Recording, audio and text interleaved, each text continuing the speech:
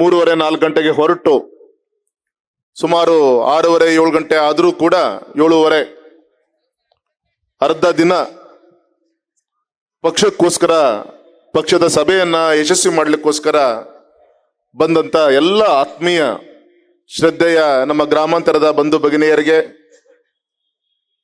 ಕಾರ್ಯಕರ್ತ ಬಂಧುಗಳಿಗೆ ವೇದಿಕೆ ಪರವಾಗಿ ಹೃತ್ಪೂರ್ವಕವಾಗಿ ಮೊದಲ ಕೃತಜ್ಞತೆಯನ್ನ ಸಲ್ಲಿಸ್ತಾ ಇದ್ದೀನಿ.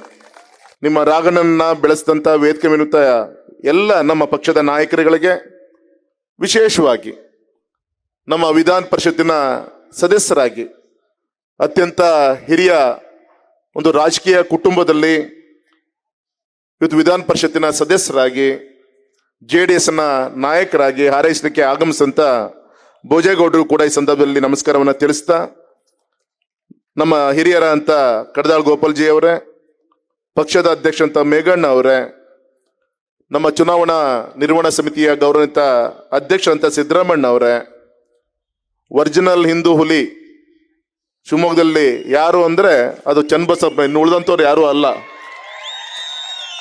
ನಮ್ಮ ಶಾಸಕರಂತ ಚನ್ನಬಸಪ್ಪನವರೇ.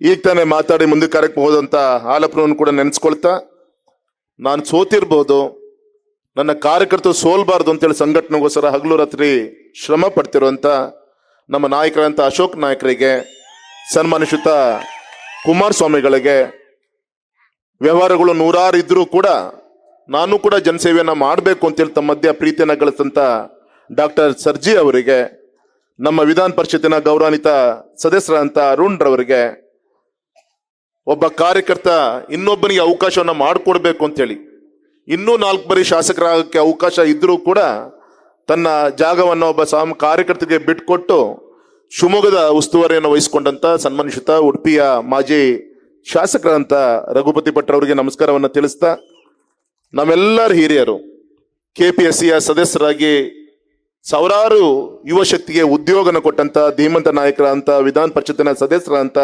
ರುದ್ರೇಗೌಡರಿಗೆ ನನ್ನ ನಮಸ್ಕಾರವನ್ನ ತಿಳಿಸ್ತಾ, ನಮ್ಮ ಸಂಘಟನೆ ಹಿರಿಯ ಅಂತ ಜ್ಯೋತಿ ಪ್ರಕಾಶ್ ಅವರೇ, ದತ್ತಾತ್ರೇಯ ಅವರೇ, ವಿರೂಪಾಕ್ಷಪ್ಪನವರೇ, ನಮ್ಮ ST ಮೋರ್ಚಾದ ರಾಜ್ಯ ಕಾರ್ಯಕಾರಿಣಿ ಸದಸ್ಯರಂತ ಗಿರೀಶ್ ರವರೇ, ನಮ್ಮ ಗ್ರಾಮಾಂತರ ಅಧ್ಯಕ್ಷರಂತ ಸಿಂಗನಹಳ್ಳಿ ಸುರೇಶ್ ರವರೇ, ನಮ್ಮ ಹೊಳೆಹೊನ್ನೂರಿನ ಅಧ್ಯಕ್ಷರಂತ ಮಲ್ಲೇಶ್ ರವರೇ, ನಮ್ಮ ಗೌರವಿತ ಗೃಹ ಸಚಿವರಾಗಿ ಕಮ್ಮಿ ಅವಧಿಯಲ್ಲಿ ಲಾ ಅಂಡ್ ಆರ್ಡರ್ ಅನ್ನ ಕಂಟ್ರೋಲಿಗೆ ತೆಗೆದುಕೊಂಡು ಅನೇಕ ಒಂದು ಬದಲಾವಣೆ ತಂದಂತ ಧೀಮಂತ ನಾಯಕರಾದಂತ ನಮ್ಮ ಜಿಲ್ಲೆ, ನಮ್ಮ ಕರ್ನಾಟಕದ ಸರ್ದಾರ್ ವಲ್ಲಭಾಯ್ ಪಟೇಲ್ ಅಂದ್ರೂ ಕೂಡ ತಪ್ಪಾಗ್ಲಾರದು ಸನ್ಮಾನಿಸುತ್ತ ಜ್ಞಾನೇಂದ್ರಣ್ಣ ಅವರೇ, ವೇದಿಕೆ ಮೇಲೆ ಆಸೀನರಾಗಿರುವಂತ ಶ್ರೀಮತಿ ಪ್ರೇಮಾ ಸುಧಾಕರ್ ಅವರೇ, ಮಂಡಲದ ಹೊಳೆಹೊನ್ನೂರು ಅಧ್ಯಕ್ಷ ಅಂತ ಮಲ್ಲೇಶ್ ಅವರೇ, ವಿವಿಧ ಮೋರ್ಚಾಗಳ ಅಧ್ಯಕ್ಷರೇ, ಪದಾಧಿಕಾರಿಗಳೇ, ಮಹಾಶಕ್ತಿ ಕೇಂದ್ರದ ಪ್ರಮುಖರೇ, ವೇದಿಕೆ ಮೇಲೆ ಆಸೀನರಂತ ಎಲ್ಲ ಗೌರವಿತ ಹಿರಿಯರಿಗೆ ಮತ್ತೊಮ್ಮೆ ನಮಸ್ಕಾರವನ್ನ ತಿಳಿಸ್ತಾ, ಈ ಕಾರ್ಯಕ್ರಮಗಳನ್ನ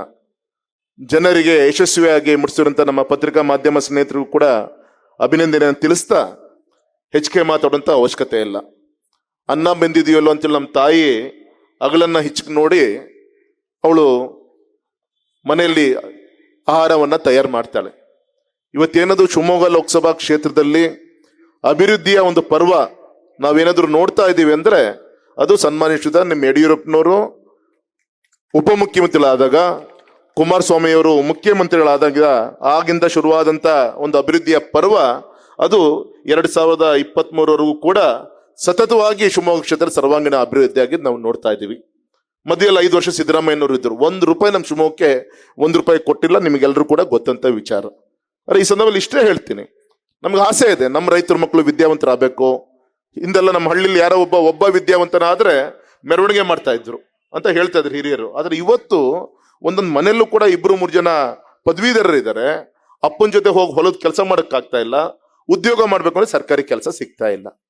ಇಂಥ ಸಂದರ್ಭದಲ್ಲಿ ವಿದ್ಯಾಭ್ಯಾಸಕ್ಕೆ ಬೇಕಾದಂತ ನಮ್ಮ ಶಿವಮೊಗ್ಗದಲ್ಲಿ ಮೆಡಿಕಲ್ ಕಾಲೇಜ್ ಆಯ್ತು, ಕೃಷಿ ಕಾಲೇಜ್ ಆಯ್ತು, ತೋಟಗಾರಿಕೆ ಕಾಲೇಜ್ ಆಯ್ತು, ಕೃಷಿ ಮತ್ತೆ ತೋಟಗಾರಿಕೆ ಇಂಟಿಗ್ರೇಟೆಡ್ ಯೂನಿವರ್ಸಿಟಿ ಆಯ್ತು, ವೆಟರ್ನರಿ ಕಾಲೇಜ್ ಆಯ್ತು, ಆಯುರ್ವೇದಿಕ್ ಕಾಲೇಜ್ ಆಯ್ತು, ರಾಷ್ಟ್ರೀಯ ರಕ್ಷಾ ಯೂನಿವರ್ಸಿಟಿ ಆಯ್ತು, ಕೇಂದ್ರೀಯ ವಿದ್ಯಾಲಯ ಆಯ್ತು, ರ್ಯಾಪಿಡ್ ಆಕ್ಷನ್ ಫೋರ್ಸ್ ಆಯ್ತು.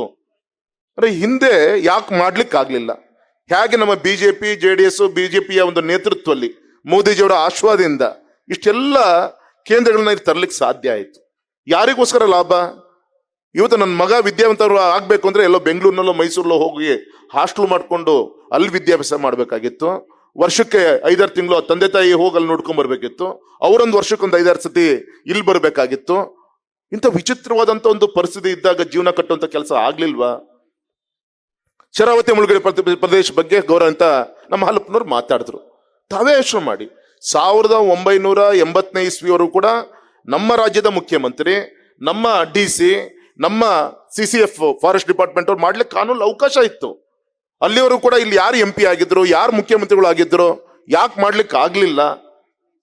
1980 ನಂತರ ಫಾರೆಸ್ಟ್ ರೈಟ್ಸ್ ಆಕ್ಟ್ ಏನೇ ಮಾಡ್ಬೇಕು ಅಂದ್ರೂ ಕೂಡ ಕೇಂದ್ರದ ಒಪ್ಪಿಗೆಯನ್ನ ಪಡೆದುಕೊಂಡು ಬರಬೇಕು. ನಮ್ ಗೌರವಿತ ಕಾಗೋಡು ತಿಮ್ಮಪ್ಪನವ್ರ ಬಗ್ಗೆ ಗೌರವ ಇದೆ. ಅವರೇ ಕಂದಾಯ ಸಚಿವರಾಗಿದ್ರು, ಅರಣ್ಯ ಸಚಿವರಾಗಿದ್ರು, ಸ್ಪೀಕರ್ ಆಗಿದ್ರು. ಪಾಪ 2015ರಲ್ಲಿ ಒಮ್ಮೆ ಅವ್ರ ಪ್ರಯತ್ನ ಕೂಡ ಮಾಡಿದ್ರು, ಅದು ಸಕ್ಸಸ್ ಆಗ್ಲಿಲ್ಲ. ಆದ್ರೆ ಇವತ್ತು ವೇದಿಕೆ ಮೇಲಂತ ನಮ್ಮ ನಾಯಕರುಗಳನ್ನ ಕರ್ಕೊಂಡು ದೆಹಲಿಗೆ ಹೋಗಿ ಕೇಂದ್ರದ ಅರಣ್ಯ ಸಚಿವರನ್ನ ಭೇಟಿ ಮಾಡಿ ಸುಮಾರು 9,900 ಎಕರೆಯನ್ನ ಡಿನೋಟಿಫಿಕೇಶನ್ ಮಾಡಾಗಿದೆ. ಏನಾದ್ರೂ ಮಾಡಿ ಇವ್ರಿಗೆ ನ್ಯಾಯವನ್ನು ಒದಗಿಸ್ಬೇಕು ಅಂತ ಹೇಳಿ ಕೊಟ್ಟು ಕನ್ವಿನ್ಸ್ ಮಾಡಿ ಬರ್ತಿದ್ದಂಗೆ ಅಲ್ಲಿಂದ ಒಂದು ಪತ್ರ ಬಂತು. ಇದು ಕೋರ್ಟಲ್ಲಿ ಕೇಸ್ ನಡೀತಿರಿಂದ ಒಂದು ಅಫಿಡೇವಿಟ್ ಅನ್ನು ಹಾಕಿ ನೀವು ಬನ್ನಿ ಅಂತ ಹೇಳಿ ಪತ್ರ ಬಂತು. ಅಷ್ಟೊಳಗೆ ನಮ್ಮ ದೌರ್ಭಾಗ್ಯ, ಸರ್ಕಾರವನ್ನ ನಾವು ಕಳ್ಕೊಂಡ್ವಿ. ಇವತ್ತಿನ ಸರ್ಕಾರ ಬಂದಲೇ 8-10 ತಿಂಗಳಾದ್ರೂ ಕೂಡ ಇನ್ನೂ ಕೂಡ ಇವರು ಅಫಿಡೇವಿಟ್ ಹಾಕುವಂತ ಕೆಲಸವನ್ನ ಮಾಡಿಲ್ಲ. ಇವತ್ತೇನಾದ್ರೂ ಕೂಡ ಶರಾವತಿ ಮುಳುಗಡೆ ಪ್ರದೇಶದವರಿಗೆ ಹಕ್ಕುಪತ್ರ ಸಿಕ್ಕಿಲ್ಲ ಅಂದ್ರೆ ಆ ಪಾಪದ ಕೂಸಿಗೆ ಕಾರಣ ಈ ಕಾಂಗ್ರೆಸ್ ಪಕ್ಷ, ಕಾಂಗ್ರೆಸ್ ನಾಯಕರು ಅಂತ ನಾನು ಈ ಸಂದರ್ಭದಲ್ಲಿ ಹೇಳಿಕ್ಕೆ ಇಚ್ಛೆ ಪಡ್ತೇನೆ. ನಂದು ಜವಾಬ್ದಾರಿ ಇದೆ, ಬರುವಂತದಲ್ಲಿ ನಮ್ಗೆ ವಿಶ್ವಾಸ ಇದೆ.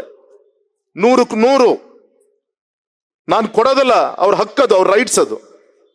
ಈ ನಾಡಿಗೆ ಬೆಳಕನ್ನ ಕೊಟ್ಟಂತವ್ರು ಅವ್ರ ಸ್ವಾಭಿಮಾನದ ಬದುಕಿಗೆ ಇಷ್ಟು ದಿನ ಚೆಲ್ಲಾಟ ಮಾಡಿಕೊಂಡು ಕಾಂಗ್ರೆಸ್ನ ಆಡಳಿತ ಅವಧಿಯಲ್ಲಿ ಕೇವಲ ಬಡತನವನ್ನ ಪ್ರೀತಿ ಮಾಡ್ಕೊಂಡ್ಬರುವಂತ ಕೆಲಸವನ್ನ ಮಾಡಿದ್ರೆ ಹೊರತು ಬಡವರನ್ನ ಪೂಜೆ ಮಾಡುವಂತ ಕೆಲಸ ಮಾಡಲಿಲ್ಲ. ಸಂವಿಧಾನ ಕೊಟ್ಟಂತ ಡಾಕ್ಟರ್ BR ಅಂಬೇಡ್ಕರ್ ಅವರಿಗೆ ಕಣ್ಣೀರ್ ಹಾಕ್ಸುವಂತ ಕೆಲಸವನ್ನು ಕೂಡ ಇದೇ ಕಾಂಗ್ರೆಸ್ನವ್ರು ಮಾಡ್ಕೊಂತ ಬಂದ್ರು. ಫೋಟೋ ಇಟ್ಕೊಳ್ಳುವಂತ ಪ್ರಯತ್ನ ಮಾಡಿದ್ರು. ಆ ಪುಣ್ಯಾತ್ಮನಿಗೆ 4 ಅಡಿ 5 ಅಡಿ ಜಾಗವನ್ನ ದೆಹಲಿಯಲ್ಲಿ ಅಂತ್ಯ ಸಂಸ್ಕಾರ ಮಾಡ್ಲಿಕ್ಕೆ ಜಾಗ ಕೊಡ್ಲಿಲ್ಲ. ದೊಡ್ಡ ದೊಡ್ಡ ಹುತಾತ್ಮರ ಅಂತ ಹೇಳ್ಕೊಂಡು ಅವ್ರದ್ದು ಸಮಾಧಿಗಳನ್ನ ನಾವು ನೋಡ್ತೀವಿ. ಆದ್ರೆ ಸಂವಿಧಾನ ಕೊಟ್ಟಂತ ಡಾಕ್ಟರ್ ಅಂಬೇಡ್ಕರ್ ಜಾಗ ಕೊಡ್ಲಿಲ್ಲ. ಆದ್ರೆ ಇವತ್ತು ಸನ್ಮಾನ್ಯ ನರೇಂದ್ರ ಮೋದಿಜಿಯವರು ಅಂಬೇಡ್ಕರ್ ಹುಟ್ಟಿದಂತ ಜಾಗ, ಕೊನೆ ಉಸಿರೆಳೆದಂತ ಒಂದು ಜಾಗ, ಅವರು ಲಂಡನ್ ವಿದ್ಯಾಭ್ಯಾಸ ಮಾಡಿದಂತ ಕಟ್ಟವರನ್ನ ಭಾರತ ಸರ್ಕಾರ ಕೊಂಡ್ಕೊಂಡು ನಮ್ಮ ದಲಿತ ಮಕ್ಕಳಿಗೆ ವಿದ್ಯಾಭ್ಯಾಸ ಮಾಡ್ಲಿಕ್ಕೋಸ್ಕರ ಲಂಡನ್ ಅಲ್ಲಿ ಇವತ್ತು ಕೇಂದ್ರವನ್ನು ಮಾಡಿರೋದು ನಮ್ಮ BJP ಸರ್ಕಾರ. ಸ್ವಾಮಿ, ಆ ಪುಣ್ಯಾತ್ಮನಿಗೆ ಭಾರತ ರತ್ನವನ್ನು ಕೊಟ್ಟಿದ್ದು ನಮ್ಮ ಅಟಲ್ ಬಿಹಾರಿ ವಾಜಪೇಯಿ ಅವರು. ಈ ರೀತಿ ಸುಳ್ಳು ಹೇಳ್ಕೊಂಡು ಬಡವರಿಗೆ ಅನ್ಯಾಯ ಮಾಡ್ಕೊಂಡು ಕೊಡ್ತೀನಿ, ಕೊಡಿಸ್ತೀನಿ, ಕೊಡೋರು ತೋರಿಸ್ತೀನಿ ಅನ್ಕೊಂಡು ರಾಜಕಾರಣ ಮಾಡ್ಕೊಂತ ಬಂದ್ರು. ಅದರ ತಪ್ಪಿಗೆ ಇಂದಿರಾ ಗಾಂಧಿ ಕಾಲದಲ್ಲಿ ಆದಂತ 2/3 ಮೆಜಾರಿಟಿ ಇದ್ದಂತ ಕಾಂಗ್ರೆಸ್ ಪಕ್ಷ ಇವತ್ತು ನಮ್ಮ ಭೋಜೇಗೌಡರು ಹೇಳಿದಂಗೆ ಅಧಿಕೃತವಾದಂತ ವಿರೋಧ ಪಕ್ಷದ ನಾಯಕನ ಸ್ಥಾನ ಕೂಡ ಇವತ್ತು ಪಾರ್ಲಿಮೆಂಟ್ ಅಲ್ಲಿ ಕಾಂಗ್ರೆಸ್ಗೆ ಇಲ್ಲ. ಸ್ವಾಮಿ, ತಾವೇ ಯೋಚನೆ ಮಾಡಿ. ಬರಗಾಲ, ಕಣ್ಣೀರಲ್ಲಿ ಕೈ ತೊಳಿತಾ ಇದ್ದಾರೆ. ಏನ್ ಈ ಬರಗಾಲದಲ್ಲಿ ರೈತರ ಕೈ ಹಿಡಿಯುವಂತ ಕೆಲಸ ಏನ್ ಮಾಡಿದ್ರಿ ನೀವು? ಕೇವಲ 2,000 ರೂಪಾಯಿ ನಮ್ಮ ರೈತರ ಅಕೌಂಟ್ಗೆ ದುಡ್ಡನ್ನ ಹಾಕಿ, ನಮ್ಮ ಮೋದಿಜಿಯವರು ಕೊಡುವಂತ ಕೃಷಿ ಸನ್ಮಾನ ಯೋಜನೆ, ನಮ್ಮ ಯಡಿಯೂರಪ್ಪನವ್ರು ಕೊಟ್ಟಂತ 4,000 ರೂಪಾಯಿ ಕೃಷಿ ಸನ್ಮಾನ ಯೋಜನೆಯಲ್ಲಿ 10,000 ರೂಪಾಯಿ ಕೊಡುವಂತ ಕಾರ್ಯಕ್ರಮದಲ್ಲಿ ಯಡಿಯೂರಪ್ಪ ಸಾಹೇಬರು ಕೊಡುವಂತ, ರಾಜ್ಯ ಸರ್ಕಾರ ಕೊಡುವಂತ 4,000 ಕಟ್ ಮಾಡಿ ಈಗ 2,000 ರೂಪಾಯಿ ಕೊಡುವಂತ ನಾಟಕವನ್ನ ಮಾಡ್ತಾ ಇದ್ದೀರಾ. ಯಾವುದೇ ಅಭಿವೃದ್ಧಿ ಕಾರ್ಯಕ್ಕೆ ಹಣವನ್ನ ಬರಲಿಲ್ಲ. ನಿನ್ನೆ ಸೊರಬ ಕ್ಷೇತ್ರದಲ್ಲಿ ಪ್ರವಾಸ ಮಾಡ್ತಾ ಇದ್ದೆ, ಶಾಪ ಹಾಕ್ತಾ ಇದ್ದಾರೆ. ನೀವು BJP ಸರ್ಕಾರ, ನೀವು ಮಾಡಿದಂತ, ನಿಮ್ ಕುಮಾರ್ ಬಂಗಾರಪ್ಪ, ನಿಮ್ ರಾಘಣ್ಣ ಮಾಡಿದಂತ ಮೂಡಿ ಕಚುವಿ ಲಿಫ್ಟ್ ಇರಿಗೇಷನ್ ಮಾಡಿಕೊಟ್ರು ಕೂಡ ಆ ಪುಣ್ಯಾತ್ಮಗೆ ಹೊಲ ಗದ್ದೆ ನೀರು ಕೊಡ್ಸಕ್ ಆಗ್ಲಿಲ್ಲ ಸ್ವಾಮಿ ಅಂತೇಳಿ ಅಲ್ಲಿ ರೈತರು ಕಣ್ಣೀರು ಹಾಕ್ತಿದ್ದು ನಾನು ನಿನ್ನೆ ಮಾತಾಡ್ಸ್ಕೊಂತ ಬಂದೆ. ಇದು ನಿಜವಾದ ಅವರ ಕಳ್ಕಳಿ ಎಷ್ಟಿದೆ ರೈತರ ಬಗ್ಗೆ ಅಂತ ನಿಮಗೆಲ್ಲರೂ ಕೂಡ ಗೊತ್ತಂತ ವಿಚಾರ. ತಾವೇ ಯೋಚನೆ ಮಾಡಿ, ನಮ್ಮ ಶಿವಮೊಗ್ಗ ಗ್ರಾಮಾಂತರದಲ್ಲಿ ಎಷ್ಟು ವರ್ಷ ಬೇಕಾಯ್ತು ಹೊಳಲೂರು ಕೋಡ್ಮಗ್ಗಿ ಸೇತುವೆ ಹತ್ರ ಆಗ್ಲಿಲ್ವಾ ನಮ್ಮ ಶಿವಮೊಗ್ಗ ನಗರಕ್ಕೆ ಬಂದು ಹೋಗ್ಲಿಕ್ಕೆ?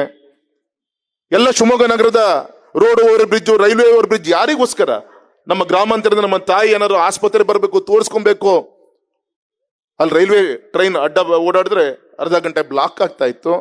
ಎಷ್ಟೋ ಜೀವಗಳು ಹೋದಂತ ಉದಾಹರಣೆಗಳು ಕಣ್ಮುಂದಿದೆ. ಹಾಗಾಗಿ ಆದ್ಯತೆ ಕೊಟ್ಟು ಯಾವುದೇ ಬಾಟಲ್ ನೆಕ್ ನಮ್ಮ ಶಿವಮೊಗ್ಗ ನಗರಕ್ಕೆ ಆಗ್ಬಾರ್ದು ಅಂತ ನಾವು ನಮ್ಮ ಶಾಸಕರೆಲ್ಲ ಸೇರಿ ಈ ಅಭಿವೃದ್ಧಿ ಕೆಲಸ ಮಾಡುವಂತ ಕೆಲಸಗಳು ಆಯ್ತಲ್ಲ. ಇವತ್ತು ನಮ್ಮ ತುಂಗಾ ನದಿಯಿಂದ 350 ಕೋಟಿ ಖರ್ಚು ಮಾಡಿ ಆ ಕಡೆ 500 ಆ ಕಡೆ ಭಾಗದಲ್ಲಿ ನೀರನ್ನು ಕೊಡುವಂತ ಕೆಲಸ ಆಗಿಲ್ವಾ ನಮ್ಮ ಸರ್ಕಾರದಲ್ಲಿ? ಈ ರೀತಿ ಒಂದು 8-10 ನೀರಾವರಿ ಯೋಜನೆಗಳಿಗೆ ಆದ್ಯತೆ ಕೊಟ್ಟು ಕೊಡುವಂತ ಕೆಲಸ ಆಗಿದೆ. ಹಾಗಾಗಿ ಈ ಸಂದರ್ಭ ನಾನು ಇಷ್ಟೇ ಮನವಿ ಮಾಡೋದು, ನಿಮ್ ರಾಘಣ್ಣ ಒಬ್ಬ ಮುಖ್ಯಮಂತ್ರಿ ಮಗ ಅಂತ ಹೇಳ್ಕೊಂಡು ನಾನೆಲ್ಲೋ ಬೆಂಗಳೂರಿನಲ್ಲಿ ಸಮಯವನ್ನ ಹಾಳ್ಕೊಳ್ಳೋದಂತೆ. ಶಿವಮೊಗ್ಗದಲ್ಲಿದ್ದು ಕೇಂದ್ರ ರಾಜ್ಯ ಸರ್ಕಾರದಿಂದ ಏನೇನು ಯೋಜನೆಗಳನ್ನು ತರಬೇಕು, ದೇವ್ರ ಮೆಚ್ಚೋ ರೀತಿಯಂತ ಪ್ರಯತ್ನ ಮಾಡಿ. ಮೊನ್ನೆ ಗೌರವಾನ್ವಿತ ಗಡ್ಕರಿಜಿ ಅವರು ಬಂದಾಗ ಒಳ್ಳೆ ಮೂಡಲಿದ್ರು. ನಾನು ಜ್ಞಾನೇಂದ್ರನ ಮಾತಾಡಿಕೊಂಡು ಉಡುಪಿ ಮಂಗಳೂರು ಕಡೆಯಿಂದ ನಮಗೆ ಬೇಕಂತ ಪೆಟ್ರೋಲಿಯಂ ಪ್ರಾಡಕ್ಟ್ಸ್ ಇರ್ಬೋದು, LPG ಸಿಲಿಂಡರ್ಸ್ ಇರ್ಬೋದು, ಅಥವಾ ಆ ಕಡೆ ಸಮುದ್ರದ ಮೀನು ಉಳ್ಳಿಕ್ಕೆ ಆ ಒಂದು ಆಗುಂಬೆ ಘಾಟ್ ಏನಿದೆ ಸಾಕಷ್ಟು ಸಮಸ್ಯೆ ಆಗ್ತಾ ಇದೆ.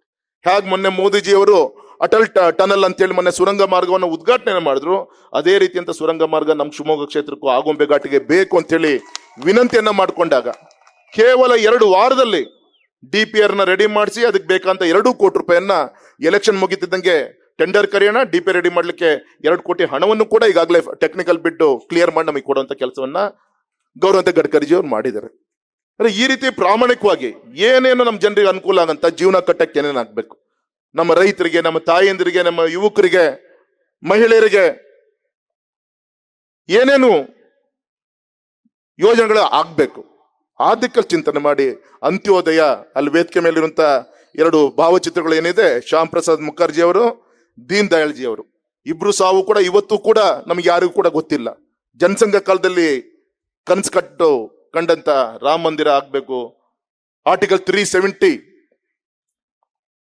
Welcome to Indian delegates for ಕಾಶ್ಮೀರ್ಗೆ ಭಾರತೀಯರಿಗೆ ಸ್ವಾಗತ ಅಂತ ಹೇಳಿ ಅಲ್ಲಿ ಟೆರರಿಸ್ಟ್ಗಳು ಬ್ಯಾನರ್ ಹಾಕ್ತಾ ಇದ್ರು. ನಮ್ಮನ್ನು ಸ್ವಾಗತ ಮಾಡ್ತೀರಾ ನೀವು? ಅಲ್ಲ, ಆ ನೆಹರು ಮಾಡಿದಂತ ತಪ್ಪು ಆರ್ಟಿಕಲ್ 370 ಕಿತ್ತೊಗಿಬೇಕು ಅಂತೇಳಿ ಅವತ್ತು ಶ್ಯಾಮ್ ಪ್ರಸಾದ್ ಮುಖರ್ಜಿ ಅವರು ಏನು ಹೋರಾಟ ಮಾಡಿದ್ರು, ಆ ಪುಣ್ಯಾತ್ಮನ ಸಾವಾಯ್ತು. ಇವತ್ತು ಆ ಸಾವಿಗೆ, ಹುತಾತ್ಮರಿಗೆ ನ್ಯಾಯ ಸಿಗ್ಬೇಕು ಅಂದ್ರೆ ಈ ಬಾರಿ ಮತ್ತೊಮ್ಮೆ ನರೇಂದ್ರ ಮೋದಿಜಿಯವರು ಈ ದೇಶದ ಪ್ರಧಾನಮಂತ್ರಿಗಳು ಆಗ್ಬೇಕು. ಈಗಾಗಲೇ ಆರ್ಟಿಕಲ್ 370 ವಾಪಸ್ ತೆಗೆದುಕೊಂಡಾಯ್ತು, ಅಲ್ಲಿ ಸ್ವಾತಂತ್ರ್ಯ ಸಿಕ್ಕಾಯ್ತು. ಅರೆ, ಆ ಹುತಾತ್ಮರಿಗೆ ನ್ಯಾಯ ಸಿಗ್ಬೇಕು ಅಂದ್ರೆ ಈ ಚುನಾವಣೆಯಲ್ಲಿ ನಾವು ಮೋದಿಜಿಯವರು ಮಾಡ್ಬೇಕಲ್ಲ. ಭವ್ಯ ಶ್ರೀರಾಮನ್ಗೋಸ್ಕರ ಮತ್ತೊಮ್ಮೆ ಪಟ್ಟಾಧಿಕಾರ ಆಯ್ತು. ಅರೆ, ಆ ಪಟ್ಟಾಧಿಕಾರ ಮಾಡಿದಂತ ಸನ್ಮಾನಿಸಿದ ನರೇಂದ್ರ ಮೋದಿಜಿಯವ್ರನ್ನ ಮತ್ತೊಮ್ಮೆ ನಾವು ಕೂಡ ಅವ್ರ 3ನೇ ಬಾರಿ ಪಟ್ಟಾಧಿಕಾರ ಮಾಡ್ಬೇಕು ತಾನೆ. ಆ ದಿಕ್ಕಲ್ಲಿ ಮತ್ತೊಮ್ಮೆ ದಯಮಾಡಿ ನಾ ಕೈ ಮುಗಿದು ವಿನಂತಿ ಮಾಡ್ಕೊಂತೀನಿ. ಇನ್ನು ಉಳಿದಂತ 30 ದಿನ ನಾಳೆ 18ನೇ ತಾರೀಕಿಗೆ ನಾಮಪತ್ರವನ್ನ ಸಲ್ಲಿಸ್ತಾ ಇದ್ದೀನಿ. ದಯಮಾಡಿ ತಾವೆಲ್ಲರೂ ಕೂಡ ಬಂದು ಆಶೀರ್ವಾದನ ಮಾಡಬೇಕು. ನಾಳೆ 14ನೇ ತಾರೀಕಿಗೆ ಭಾನುವಾರ ಬರುತ್ತೆ. ಈ ಭಾನುವಾರ ಯುಗಾದಿ ಹಬ್ಬ, ಮುಂದಿನ ಭಾನುವಾರಕ್ಕೆ ಬೆಂಗಳೂರಿನಲ್ಲಿ ದೂರದಿಂದ ಇದ್ದು ನನಗೆ ಹಾರೈಸಿ ಆಶೀರ್ವಾದ ಮಾಡಿ 3 ಬಾರಿ ಸಂಸತ್ ಸದಸ್ಯನ ಮಾಡಿದಂತ ನಮ್ಮ ಮತದಾರರನ್ನ ಪ್ಯಾಲೇಸ್ ಗ್ರೌಂಡ್ ಅಲ್ಲಿ ಸೇರಿಸುವಂತ ಪ್ರಯತ್ನವನ್ನ ಮಾಡ್ತಾ ಇದ್ದೀವಿ. ದಯಮಾಡಿ ನಿಮ್ಮ ಮಕ್ಕಳು ಯಾರಿದ್ದಾರೆ, ಯಾರು ಅಲ್ಲಿ ವಿದ್ಯಾಭ್ಯಾಸ ಮಾಡ್ತಾರೆ, ಯಾರು ಓದ್ತಾ ಇದ್ದಾರೆ, ಅವ್ರಿಗೆ ಫೋನ್ ಮಾಡಿ. ಅಲ್ಲಿ ಯಡಿಯೂರಪ್ಪನವ್ರು ಬರ್ತಾರೆ, ಭೋಜೇಗೌಡರು ಬರ್ತಾರೆ, ನಮ್ಮ ಜ್ಞಾನೇಂದ್ರಣ್ಣ ಬರ್ತಾರೆ, ಹಾಲಪ್ಪನವ್ರು ಬರ್ತಾರೆ, ನಾವೆಲ್ಲ ತಂಡ ಅಲ್ಲಿ ನಾವೆಲ್ಲರೂ ಕೂಡ ಇರ್ತೀವಿ. ಅಲ್ಲಿ ಕಳಿಸ್ಕೊಡೋ ಪ್ರಯತ್ನ ಮಾಡ್ಬೋದಾ? ನಮ್ಮ ಮಕ್ಕಳು ಬೆಂಗಳೂರಲ್ಲಿ ಇದಾರೆ ಅಂತ ಕೈ ಎತ್ತರ ಯಾರಾದ್ರು? ವೈಟ್ ಪೆಟಲ್ಸ್ ಅಂತೇಳಿ ಅಲ್ಲಿ ದೊಡ್ಡ ಒಂದು ಕನ್ವೆನ್ಷನ್ ಹಾಲ್ ಇದೆ ಪ್ಯಾಲೇಸ್ ಗ್ರೌಂಡ್ ಅಲ್ಲಿ. ಅಲ್ಲಿಗೆ ದಯಮಾಡಿ ತಮ್ಮ ಅಲ್ಲಿರುವಂತ ನಿಮ್ಮ ಸಂಬಂಧಿಕರನ್ನ ಒಬ್ರಿಗೊಬ್ರು ಫೋನ್ ಮಾಡಿ ಕಳಿಸ್ಕೊಡಂತ ಪ್ರಯತ್ನವನ್ನು ತಾವೆಲ್ಲರೂ ಕೂಡ ಮಾಡಬೇಕು ಅಂತ ವಿನಂತಿ ಮಾಡ್ಕೊಂತ ಈ ವೇದಿಕೆ ಮುಖಾಂತರ ಕಾಂಗ್ರೆಸ್ ಸರ್ಕಾರಕ್ಕೆ ನಾವು ಒತ್ತಾಯ ಮಾಡ್ತೀವಿ. ಇಂಥ ಕಷ್ಟ ಸಂದರ್ಭದಲ್ಲೂ ಕೂಡ ನೀರು ಕೊಡ್ಲಿಲ್ಲ, ಅನ್ನ ಕೊಡ್ಲಿಲ್ಲ, ನೀವು ಅಟ್ಲೀಸ್ಟ್ ನಮ್ಮ ತಾಯಿಂದರು ಅಣ್ಣ ತಮ್ಮದಿರು ಕಷ್ಟಪಟ್ಟು ಹೈನುಗಾರಿಕೆ ಮಾಡಿ ಡೈರಿಗೆ ಹಾಲು ಕೊಟ್ಟಿದ್ದೀರಿ. ಆ ಪ್ರೋತ್ಸಾಹಧನ ನಿಮ್ಮ ಯಡಿಯೂರಪ್ಪನವ್ರು ಮುಖ್ಯಮಂತ್ರಿ ಇದ್ದಾಗ ತಂದಂತ ಕಾರ್ಯಕ್ರಮ ಅದು. 1 ಲೀಟರ್ಗೆ ಇವತ್ತು 5 ರೂಪಾಯಿ ಪ್ರೋತ್ಸಾಹಧನ ಬರ್ತಾ ಇದೆ. ಸುಮಾರು ಇಡೀ ರಾಜ್ಯದಲ್ಲಿ 660 ಕೋಟಿ ಇನ್ನೂ ಕೂಡ ಬಾಕಿ ಇದೆ. ನಮ್ಮ ಶಿವಮೊಗ್ಗ ಒಂದು ಚೌಕಟ್ಟಿನಲ್ಲಿ 50 ಕೋಟಿ 40 ಲಕ್ಷ, ಸುಮಾರು 24 ಲಕ್ಷ ರೈತರಿಗೆ ಇಡೀ ನಮ್ಮ ರಾಜ್ಯದಲ್ಲಿ ಇನ್ನೂ ಕೂಡ ಆ ದುಡ್ಡನ್ನ ಕೊಡುವಂತ ಕೆಲಸ ಈ ಕಾಂಗ್ರೆಸ್ ಸರ್ಕಾರ ಮಾಡಿಲ್ಲ, ದಿವಾಳಿಯಾಗಿ ಹೋಗಿತ್ತು. ಹಾಗಾಗಿ ಈಗಾದ್ರೂ ಕೂಡ ಇಂಥ ಬರಗಾಲದಲ್ಲಿ ಅವ್ರಿಗೆ ಕೊಡಬೇಕಾದ ದುಡ್ಡನ್ನ ಕೊಟ್ಟು ಇಂಥ ಸಂದರ್ಭದಲ್ಲಿ ಅವ್ರ ಕಷ್ಟಕ್ಕೆ ಸಹಕಾರ ಕೊಡಬೇಕು ಅಂತೇಳಿ ನಾನು ವಿನಂತಿಯನ್ನ ಮಾಡ್ಕೊಂತ, ವಿಶೇಷವಾಗಿ ಇನ್ನು ಉಳಿದಂತ 30 ದಿನ ಪ್ರಧಾನಮಂತ್ರಿಗಳು ಬಂದು ವಿನಂತಿ ಮಾಡ್ಕೊಂಡಿದ್ದಾರೆ. ಅವರೇ ಬಂದು ವಿನಂತಿ ಮಾಡಿ ಈ ಬಾರಿ ಒಂದು ಚುನಾವಣೆ ನೆರವೇರಿಸ್ಕೊಡಿ ಅಂತೇಳಿ. ಹೆತ್ತಂತ ತಾಯಿಯನ್ನು ಕೂಡ ಕಳ್ಕೊಂಡಾಗ, ದೇಶಕ್ಕೆ ರಾಜ ಆದ್ರೂ ಕೂಡ ತಾಯಿಗೆ ಮಗ ಅಂತ ನಾವೇನು ಹೇಳ್ತೀವಿ, ಆ ತಾಯಿ ಕಳ್ಕೊಂಡಾಗೂ ಕೂಡ 2 ಗಂಟೆ ಬಂದು ಅಂತ್ಯ ಸಂಸ್ಕಾರ ಮುಗಿಸಿ ಮತ್ ದೇಶದ ಕರ್ತವ್ಯ ಅಂತೇಳಿ ತೋರಿಸ್ಕೊಂಡವ್ರು ಸನ್ಮಾನಿಸಿದ ನರೇಂದ್ರ ಮೋದಿಜಿಯವರು. ಕೋವಿಡ್ ಟೈಮಲ್ಲಿ ನಮ್ಮ ಹೇಳ್ದಂಗೆ ಒಂದೊಂದು ಜೀವನ ಉಳಿಸುವಂತ ಕೆಲಸ ಮಾಡಿದ್ದು ಸನ್ಮಾನಿಸಿದ ಮೋದಿಜಿಯವರು. ಹಾಗಾಗಿ ಅವರಿಗೋಸ್ಕರ, ಆ ಪಕ್ಷಕ್ಕೋಸ್ಕರ, ಬಿಜೆಪಿಗೋಸ್ಕರ, ಮತ್ತೊಮ್ಮೆ ಈ ರಾಷ್ಟ್ರ ಕಟ್ಟೋಕ್ಕೋಸ್ಕರ ನಮ್ಮನ್ನು ನಾವು ಈ 30 ದಿನ ಎಲ್ಲ ರೀತಿಯಂತ ಒಂದು ಶ್ರಮವನ್ನು ಹಾಕಿ ರಾತ್ರಿ ಊಟ ಮಾಡಿ ಮಲಗಬೇಕಾದಾಗ ಹೌದಪ್ಪ, ಇವತ್ತು ನಾನು ಮೋದಿಜಿಯವರ ಪರವಾಗಿ ಒಂದು ಕುಟುಂಬವನ್ನ ಕಾಂಗ್ರೆಸ್ಸಿಂದ ಬಿಜೆಪಿಗೆ ಬೇರೆ ಚಿಂತನೆ ಮಾಡ್ತಿರುವಂತ ಮತದಾರನ ಬದಲಾವಣೆ ಮಾಡೋಂಥ ತೃಪ್ತಿ ತಮಗಿದ್ರೆ ಸಾಕು. ಹಾಗಿದ್ದಾಗ ಮಾತ್ರ ನಮ್ಮ ಅಶೋಕಣ್ಣ ಹೇಳ್ದಂಗೆ 1.25 ಲಕ್ಷ 1.5 ಲಕ್ಷ ಮತ ಬರ್ಲಿಕ್ಕೆ ಸಾಧ್ಯ ಆಗುತ್ತೆ. ನಮ್ಮ ಯೋಗ ಇವತ್ತು ನೋಡಿ, ಶಾರದಾ ಪೂರ್ ನಾಯಕರು ಇವತ್ತು ಇರ್ಬೇಕಾಗಿತ್ತು ಪಾಪ. ಅವರು ಬೆಳಗಿಂದ 3-4 ಕಾರ್ಯಕ್ರಮದಲ್ಲಿ ತೊಡಸ್ಕೊಂಡು ಇವತ್ತು ಸಂಜೆ ಒಂದು ಅನಿವಾರ್ಯವಾಗಿ ಬೇರೆ ಕಾರ್ಯಕ್ರಮ ಇದೆ, ಬರ್ಲಿಕ್ಕೆ ಆಗಲ್ಲ ಅಂತ ಫೋನ್ ಮುಖಾಂತರ ಕೂಡ ತಿಳಿಸುವಂತ ಪ್ರಯತ್ನ ಮಾಡಿದ್ದಾರೆ. ಸಹೋದರಿ ಶಾರದಾ ಪೂರ್ಣಾಕ್ ಅವರು ಎಲ್ಲ ರೀತಿಯಂತ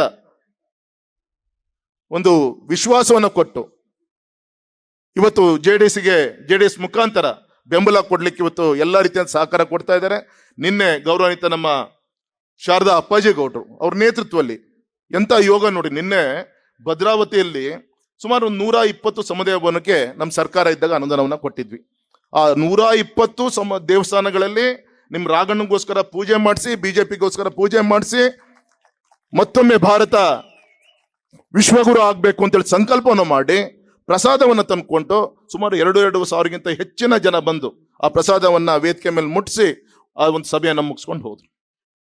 ಇಂಥ ಒಂದು ದೇವದುರ್ಬಂಧ ವಾತಾವರಣ ಇಡೀ ನಮ್ಮ ಕ್ಷೇತ್ರದಲ್ಲಿದೆ, ರಾಜ್ಯದಲ್ಲಿದೆ, ದೇಶದಲ್ಲಿದೆ.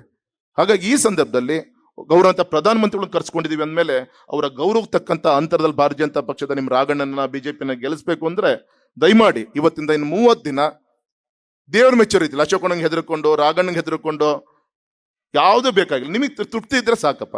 ಆ ರೀತಿ ನಮ್ಮ ಬೂತಲ್ಲಿ ನಾವು ಕೆಲಸ ಮಾಡಬೇಕು ಅಂತೇಳಿ ನಾನು ವಿನಂತಿಯನ್ನ ಮಾಡ್ಕೊಂತ ನಾಳೆಯಿಂದ ನಿಮ್ಮ ಮನೇಲಿ ಪೂಜೆಯನ್ನ ಮಾಡ್ಬೇಕಾದಾಗ ಮತ್ತೊಮ್ಮೆ ಸನ್ಮಾನಿಸಿದ ನರೇಂದ್ರ ಮೋದಿಜಿಯವರು ಪ್ರಧಾನಮಂತ್ರಿ ಆಗ್ಲಿ ಅಂತೇಳಿ ದೇವರಿಗೆ ಇನ್ನೊಂದು ಹೂವನ್ನ ಹಾಕಿ ಆಶೀರ್ವಾದನ ಮಾಡಿ, ಅದೇ ರೀತಿ ಇನ್ನೊಂದು ಹೂವನ್ನ ನಿಮ್ ರಾಘಣ್ಣನ್ನು ಕೂಡ MP ಆಗ್ಲಿ ಅಂತೇಳಿ ತಾವೆಲ್ಲರೂ ಕೂಡ ಹಾರೈಸಬೇಕು ಅಂತೇಳಿ ಕೈ ಮುಗ್ದು ವಿನಂತಿಯನ್ನ ಮಾಡ್ಕೊಂತ ಮತ್ತೊಮ್ಮೆ ವೇದಿಕೆ ಮೇಲಿರುವಂತಹ ಎಲ್ಲ ಗೌರವಾನ್ವಿತ ಪಕ್ಷದ ನಮ್ಮ ಗ್ರಾಮಾಂತರದ ಮುಖಂಡರುಗಳಿಗೆ, ಸಂಘಟನೆ ಎಲ್ಲ ಹಿರಿಯರಿಗೆ, ನಮ್ಮ JDS ನ ಗೌರವಾನ್ವಿತ ನಾಯಕರುಗಳಿಗೆ, ಬಂದಂತ ಎಲ್ಲ ಸಜ್ಜನ ಬಂಧು ಭಗಿನಿಯರಿಗೆ ಅಭಿನಂದನೆ ತಿಳಿಸಿ ನಾನು ಮಾತನ್ನು ಮುಗಿಸ್ತೀನಿ. ಭಾರತ್ ಮಾತಾ ಕಿ.